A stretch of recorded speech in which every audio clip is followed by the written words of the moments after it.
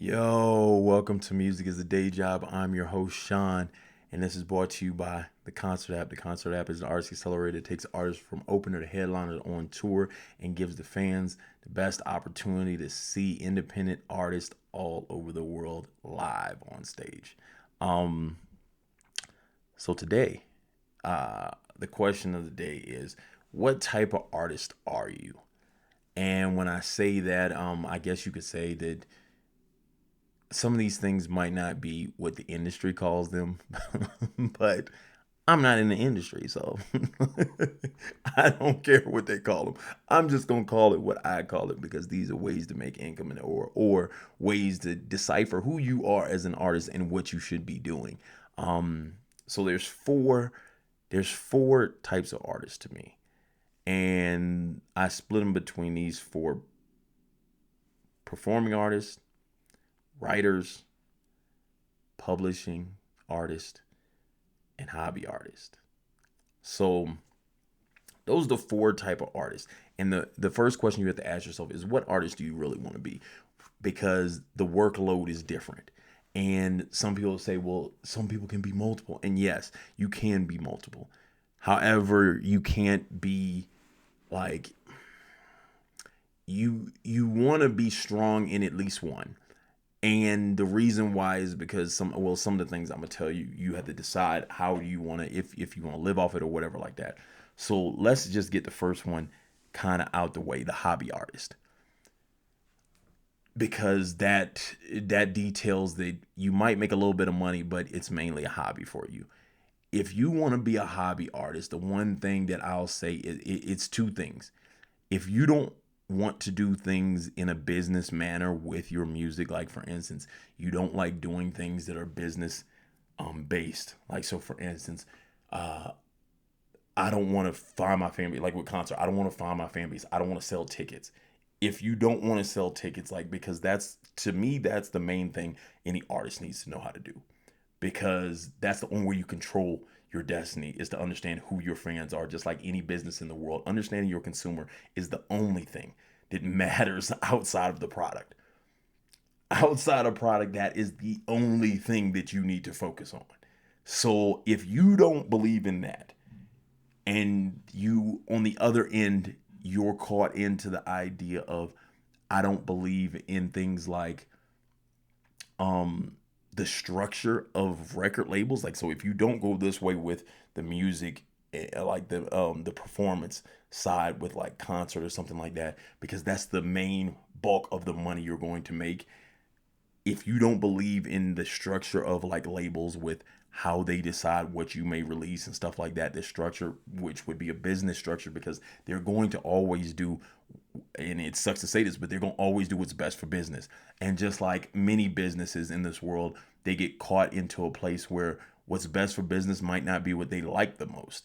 So then, if you're a person that's stuck onto your music to the point that you can't see those things and aren't willing to do those things, then stay in the hobby lane. Like, you should just stay in the hobby lane. People that have those ideas that like, that aren't business based, that are more on the side of just the artist idea, yeah, it's amazing that people can show their art or whatever like that. But then at the same pace, to me, and people can take this however they want to take it, I have to feed my family. And it's no way that I'm going to feel any other way, because I'm not going to do this. Like, people be like, well, do you love it? What? Hey, people don't eat. And see, that's the thing. I can't eat being cool or people liking me. I can't. That doesn't feed nobody. You dig what I'm saying? So at the end of the day, I felt in my world, I said, hey, I'm going to do what I love, and that's what I'm going to do all day. I'm not going to do something else. I have to feed my family doing this because this is what I'm going to do all day. So I guess if you want to like your job or whatever like that, then yeah, you can keep your job and then just keep it as a hobby. You know what I'm saying? But don't get mad at people that want to use it for the business, because those are people that are trying to feed their family because that's all they want to do with their life. And so, if you want to be in the hobby world and you're a hobby artist, definitely stay in the hobby artist area, because the thing is I said it in a video that I just did. Um, if you are a hobby artist and you're trying to push something that doesn't help the artists that work hard, like as in the business side of this, like the artists that really try to find their fan base, the artists that really try like grind to find people to, support their music every day, that does all the content and everything to keep their fans fed with and everything like that. What you're doing is when you push an agenda that can say, hey, everyone should be treated the same in that idea. When someone works real hard and someone uses it as a hobby, what you do is you diminish this artist's like success.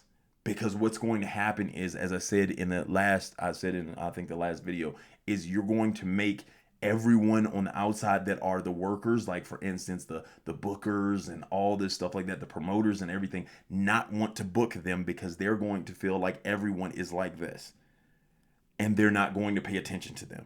And so while these people could be trying to feed their family, if they don't have the connects or anything like that, you're going to make it so they can't, because you're going to be saying, hey, I should be getting what this person should be getting, and they're working their butts off. You see what I'm saying? And that's like the most messed up thing, is because there is no resumes in this world of music. And that's what I'm trying to create with concerts, so we can see the difference. Because then if you can see the difference, then everyone can go like, oh, well, this kid is worth this amount. That's when these venues can say this kid is worth this amount. And then we can really see what it really is. You see what I'm saying? People really love their music. So give them the opportunity to feed their families off of it. Don't hold them back by being like, all of us are the same. Hey, so I hate that I had to go into that spiel. I really do. Second type of artist. Okay, so now we get into these three: the performing artist, the writer, and the publisher. Know which one you are, because if you mattering what you choose is how you make money and what you need to focus on. If you're a performing artist, of course, concert is here. So that's what I'm hoping I can get to every state and everything like that, because then that gives you the option to be able to perform wherever you want to perform, and then build a resume, build a fan base, so you can start moving around, touring and moving.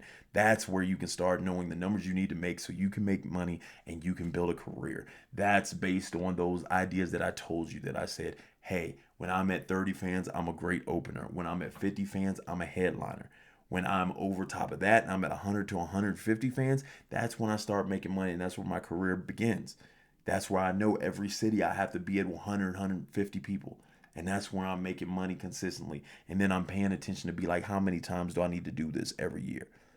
So that then becomes your blueprint to success. So you really have to focus in on it, because the performer is going to focus in on, where's my consumer? That's what you're thinking the whole time. You're going, where's my consumer? Who wants to see me? And then you're also paying attention to what you look like, where your music is going to take off at, if you're that type of artist, if you're a performing artist. Now, if you're a writer, this is a different play, because then you're using your writing to basically get someone's attention so they can perform the track, which is a different understanding, a different mindset. Now, a lot of times, a lot of deals, people don't see money until the back end of the song. Some people get paid out front for the song. Some people get on the back end. A lot of times I see the back end being deals with artists, that writers that are not as well known. I've seen, well, not the royalty piece, but actually like getting the first check, the main check. I've seen a lot of people get it on the back end, not the front.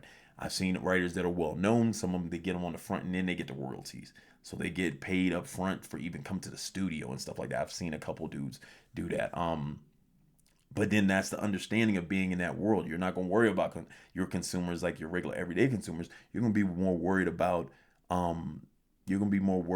like who wants the song. If I was writing this song for a big artist, a big name artist or whatever like that, how can I get into the mind of what needs to be said for that artist to pop from the song? If I'm doing publishing now on the other end, then I'm making songs that I'm not worried about the performing. I'm not worried about any of that. And if I'm a publishing artist, I'm saying, hey, I'm just looking at what songs can land on these movies. And then usually you get with a publishing house, and a lot of them already have things they're pitching for. So then when they know the type of music you make, they're going to go like, can you make songs for this? Now I've been blessed to have a couple like I've been on Netflix. If you ever go to Daybreak, I think it's episode 4. You'll hear a song called Lit on there. Like, it's tons of different things that I've been able to be on. I've been on the Challenge on MTV, everything like that. But in that, I was lucky enough to have songs already made that I made for albums and stuff like that that they took. I've also made songs that were very specific to direct things, like, oh, we want a song that sounds like this, and then you make the song. So then when you're a publishing artist, you're not really focused on like you as a human and what you would do. You're more focused on what fits this better, because you can imitate the sounds, or you can make songs that vibe like all of this. So usually have to be an artist that's more versatile to be like, hey, I can do all these types of songs. Now, the one artist that I'm not talking about, the type of artist, which I do believe are a type of artist, but I just don't go into this because, especially with everything that's going on with like how people get paid off of streams right now, you have streaming artists, which are artists that I don't really see perform. They're not writing, they're mostly just making music, and then they're not really doing much publishing, and they're not really a hobby. They, because I've seen some make a lot of money, and this is kind of like being a YouTuber or influencer, but it's just streaming with music. And I can't really tell you how to go about doing this. I can give you some tips and stuff like that, because with everything that goes on with how low the payments are, like how many views or how many streams you have to make money, I don't like to I really don't want to count people's pockets online, and then I also don't want to be like, hey, this is the way you should do it, because I'm not great at that. Like, that's not like anything I've ever really done. Like, I've made money off streams, but it's nothing I've ever chased or nothing I've ever like dug into. So you can say that's like the fifth type of artist you could be. Um, I would say look at people like That's Dax and stuff like that and see what they do. A lot of them are very organic, and they stay in contact all day on the internet with their fans, and they're very interactive. They build tons of content. Like, the levels of content are crazy. So it's like they're building so much content, which I can say one trick of the trade that I've heard a lot of people say, and I think there's an artist named I think his name is Mr. Criminal, or Capone. It's one of those artists that has so many like songs, and they have so many songs that it's to the point that it's easier for them to make a lot of money, because they know they're going to get 1,000 plays per song every month. But they have such a big catalog of songs that that's what they're basing on, is like a quantity play.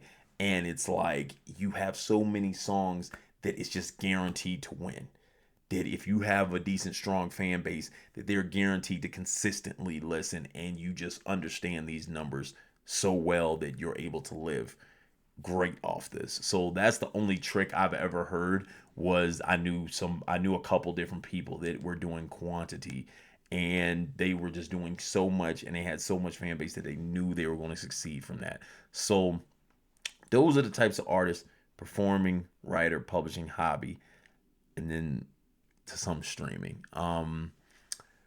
So once again, this is Music is the Day Job. I'm your host, Sean. This is brought to you by the Concert app. Now, with the Concert app, as I said, I'm in 3 states right now. I'm in Utah, I'm in Colorado, and I'm in Arizona. If this is something you would want to be a part of, is building your career through performing live, getting to the point of touring, and then, going from opener headliner to touring to building a career, then let's get out to your city and state.